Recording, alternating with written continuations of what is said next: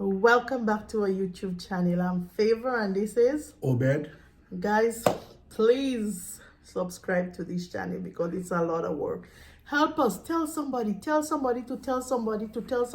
somebody have a YouTube channel called Favor and Obed. Tell them to subscribe, guys. Come on, help your sister and your brother. Oh. Anyway, guys, let's start. So today what we want to talk about is the reality of marriage, because marriage is not a bed of roses. It is not. It has its ups and it has its downs. So some of the things we want to talk about is, let's start with conversation. How do you convert with your spouse, right? Yeah.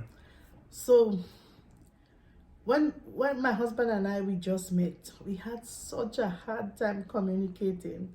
Not that we don't speak English, oh. For example, let me give you an example. Me and him, we will be talking, guys, and I will say, "Hey boy, what happened to you?" And he used to be so angry when I call him boy. When I say, "Hey boy, what happened to you?" You know how we talk in the Caribbean, right? "Hey boy, what happened to you? Hey boy, you okay? Or you mad or?" He used to hate that. Tell him about husband. Yeah, coming up like in Nigeria or Africa where we come from, it kind of sounds disrespectful calling somebody that, or like, or a full-grown man. That's how I see it then. I like, yo, so why am I married to her? They call me hey boy, and a full-grown man, you just want to, if you want to give my attention, you could call me by my name or call me babes or whatever. Your name. If I call you his name. or whatever I'm just trying to say, right? I'm not literally meaning you have to. But then I'm like, hey boy, come on, man. What are you talking about? Like, I'm like, what? Like, is she alright? What's she saying? So sometimes, then it does really piss me off and all that. Then I was seeing it like a sign of disrespectful or not being respectful in the marriage or the commitment or in the relationship. Then when I finally got to Grenada, I keep hearing that, but my stepfather-in-law, Mr. Garden, called me one day while we were just chatting and, hey boy. But then I was like, all right, he's an elderly man. Yeah, he has the right to say that. But then my brother-in-law was passing and say, boy, what are you doing, boy? Hey boy, where's your bed, boy? I was like, really? Is this time? So I got furious, and my mother-in-law is one person that she really understands me. Me watching at me, she knows when my mood change, when I get turned off, when I'm angry or whatever mood. She pulled me over and like, what happened? Because I was at the veranda, we call it the balcony of the house when my brother-in-law did call me that crisping precisely. So I was like, I went back inside the house and went to the room. She was like, this guy just walked in and what's wrong? So she pulled me over and what's going on, Obed? Are you all right? I said, yeah. I know you're lying. Talk to me. So I tried to explain to her. She was like, no. That's not it. That's not what it doesn't really or literally means the way he sounds. That's like pulling your attention or saying Mr. Man or gentleman or like that's is a slang to them. Like then I start understanding the fact. So when I get to town, start mixing up with them. Because they call the St. George's the busy area of the island, St. George's, you tell somebody, yo, I'm going to town. So when you get there, you hear people, you meet people, and then you talk about it. Hey, boy, yo, what you doing, boy? Then, Yeah, big yo. So with that, I get to go with the flow, and then I realize it's just all about where you from and how they speak and what they use with their everyday, as their everyday common language. So you got to study and know then before you start, or sometimes you might be fast to jump into conclusion or make your comments or get angry or furious about it. But then when you realize that's their way of life, that's their lifestyle. Yeah, that's how we talk, guys. Hey boy, what's up, boy? What you doing there, boy? That's how we talk. Like how they have, they have their pitch in English, right? So it's like our kind of little thing, how we like slangs that we refer to each other, right? So he used to get so angry when I call him a boy. So it took me a long time. So one day I sat down with him and I said, okay, you don't want me to call you boy, you don't want me to call you in your name, because we don't usually, unless you're older than us, we will call you Mr. or so. So one day I said, how do you want to call me? And he said, my king or my Lord. My king of my love. Oh, I know. He said you want me to call him was daddy, right? I said, daddy, where? Are you my father? I'm not gonna. I'm not gonna call you daddy. You're not my father. Yeah. But guys, you know, that's the thing about marriage. It just takes two who understand each other. I mean, me and Obed, we are far from being perfect. You see, I call him Obed. Sometimes I still miss and I call him Obed instead of babes or honey or whatever. That's right. I'm still working on that, guys. I'm still working on it. But For a good donkey of years now, they're still working on it, guys. So you guys need to know what that. yeah, you could take a Grenadian out of Grenada, but you can never take the Grenadian out of us. But I'm trying, guys. Actually, babes, you don't believe I'm trying? Yeah, you are. I'm really trying. You will keep trying still. I keep trying, guys. Yeah, so, and you will keep. That's what I'm saying, right? yes, guys. So yeah, so that was one of the things that we used to constantly argue about. And then the biggest one is praying. When it comes to praying, guys, my husband don't make joke, eh? I remember when I went to meet my husband in Brazil at night, I would take my shower, do whatever, and then go to bed without praying. I'm not lying, eh? This guy would beat me like his child. Like, when I mean beat me, like slap on my feet. Wake up, oh yeah, wake up. You didn't pray. And I was like, am I the one that crucified? At that time, I was a church goer, guys. I was not a Christian. I was a church goer, right? And this guy would tell me, I know God always, but I was not, participating and all that. So this guy would tell me, nobody can sleep in my house without praying. No matter what time in the night, my husband would wake me up and make sure we pray together. Till this day, we try our best to keep that in our marriage, because without God in your marriage, sometimes I don't even see it standing. To be honest with you, like, without having that relationship with God, I don't think no marriage, well, marriage stand with you, but for mine, without God in the midst, I don't think is possible. Food time. Let's talk about food. Where I come in the Caribbean, mostly, if you're from the Caribbean, you can attest to this, right? Normally, Fridays, we don't like cooking. In my house, I don't remember cooking on a Fridays. All during the week, yes. Saturday, Sunday, yes. But Fridays, I don't remember my mom usually cook at home. If she do, it's maybe some bread or make some bread or some, what they call bakes or porridge or something like that. Something light on Friday. Every time my husband come out to work, there is no food in the house on Friday. We used to have some major issue for that, guys. So, but now, I'll tell my husband that I turned the pot down today because no cooking today, and he wasn't happy about that, but... Yeah, because it's like, how I put it, okay, the Caribbeans, when it's Friday, they'll, you know what, we just lime, In Grenada, I would say, I'll stop at Sugar Mill, or stop at, where they just call this place, right on Grand Anse, man. Wall Street. On Wall Street.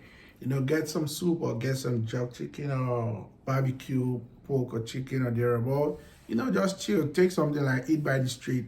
Drink some beer if you want, or if you drink alcohol or whatever. You see a group of guys when after work, close from work and then I used to have a guy called Alex, a good friend, and we work together at Longdown Windows, back then in Grenada. On a Fridays, most likely we'll get paid fortnight then.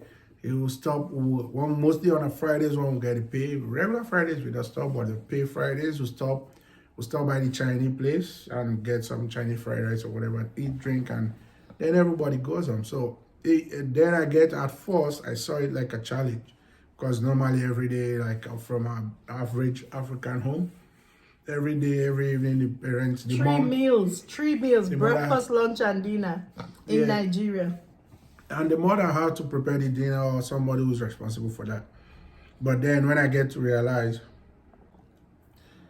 yeah, guys, so I get to realize that's the style. When it's Friday, everybody just do whatever you can do. Eat a little stuff you can get anywhere and just chill.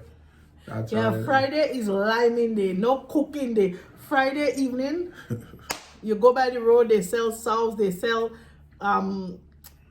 like cold food sauce, they sell barbecue pork, barbecue chicken like this on the roadside, right? So Friday, I still try to keep that tradition. Fridays no cooking in my house, right? So guys, you know, it's all about compromising. Like, I cannot have it my way all the time, he cannot have it all the time. It's always about meeting in the middle. So, you know, all marriages have its challenge. As my apostle will say, tell me one person in this church or in this who is watching this video that their marriage is perfect, right?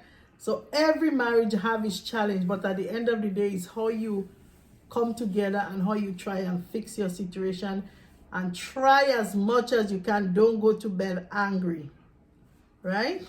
Yeah. We try our best to not go to bed. I mean, sometimes we do, right? I'm not going to sit here and lie. Sometimes we go to bed angry, but you know, just pray and ask God, even if you, I think, take away the anger in my heart and just go to bed, guys. So these are some of the things you face as a marriage people. Even, you know, sometimes when things is not going so right, and even sometimes, even I'm sure I've seen my husband done it so many times. When he is right, he will, for peace to reign, he will just take the wrong. I do it over and over just for peace to reign, right? Just try to accept, just calm yourself down and try to push yourself and just try to make it, you know, make it right with your husband. So yeah, guys, it's not a bed of roses. You know so much about us by now, but we just want to encourage somebody out there, you know, by why we're saying all these things is not that, not only to do good on YouTube, but also to encourage somebody. If you see that your marriage, you're having issues in your marriage, don't just give up on it.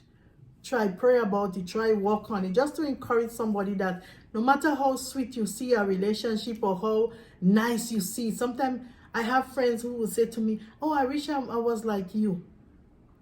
No, it's not I wish I was like you, because you don't know what I'm facing or you don't know what I'm going through. But it's what is apostle will say is the solution to the problem. Not just watching the problem or thing, is trying to always find a solution, trying to meet in the middle. So if you're there and you're passing through anything with your marriage, it's normal.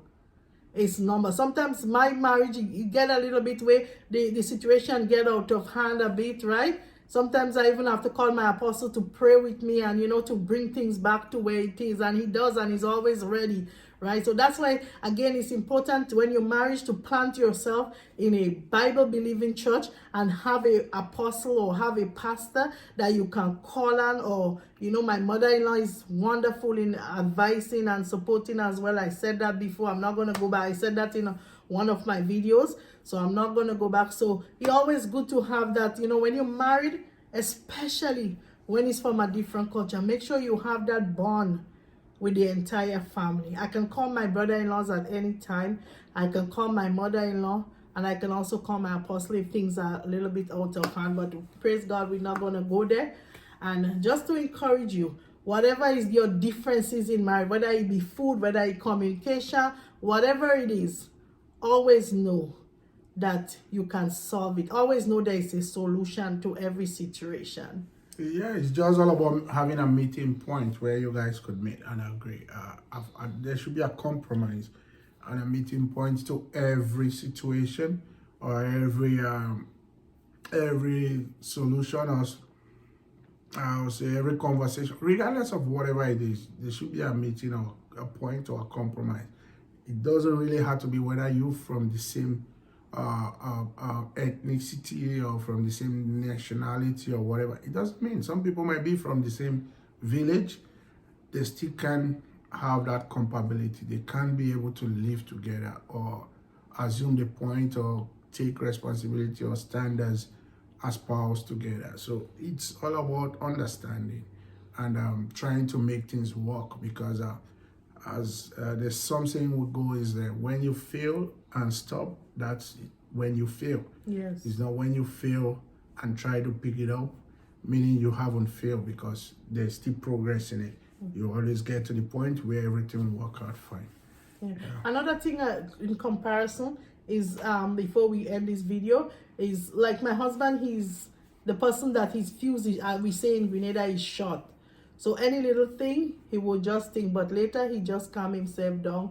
We talk about it and we always try to come up with a thing. So that's the difference between, you know, myself and my husband. Like, if you know me, you know I'm not behind as well, right? So my fuse is just not as short as his, but I'm not far from him as well. But at the end of the day, guys, we still try to find a solution because there is always a solution. And one of the best route to go is through prayer. Pray, pray, pray, pray. I cannot emphasize on that more. So keep trusting God, guys. Keep believing God. And remember, marriage is not a bed of roses, but always there is a solution to everything. Yeah. So subscribe to the video, guys. More to come, more to come, more to come. We just wanted to talk because, you know, we talk so much about the good things about our life, but we just want to show you the reality of marriage, the reality of life, the reality of being married. Is not perfect, but you have to make it perfect. Yeah. Right? So you have anything else to say? No, that's it. It's all about putting work. It's just like your daily job. Whatever brings income to you, that's meaning it brings joy to you. You just try to work on it to get perfect in it, to make it perfect and be happy and comfortable, whatever you find yourself doing. That is just a scenario, just like you being married. It's just like looking for your daily bread. You can't go to a job where you're not happy. You can't go to work late. There are some things, you know, you put as a standard of life. You try to merge it or commit it or fuse it or make it seems to be, or make your marriage look like those things you wouldn't want to lose in life. So you make things work out. That's how it goes. So life is all about trying to make do what you have and make the best out of it. So just try to work on or to make your marriage work and be effective and be peaceful and happy with it, with your spouse as well. So guys, at this point, we'll be saying you have to try to like, share, comment, and subscribe on this video. We'll be giving you more videos in time to come. And always click on the notification bell that whenever any video drop, you watching me will be the first to be notified. Thank you. Guys. So we are out, and stay in your marriage no matter what. Stay in your marriage. God bless you.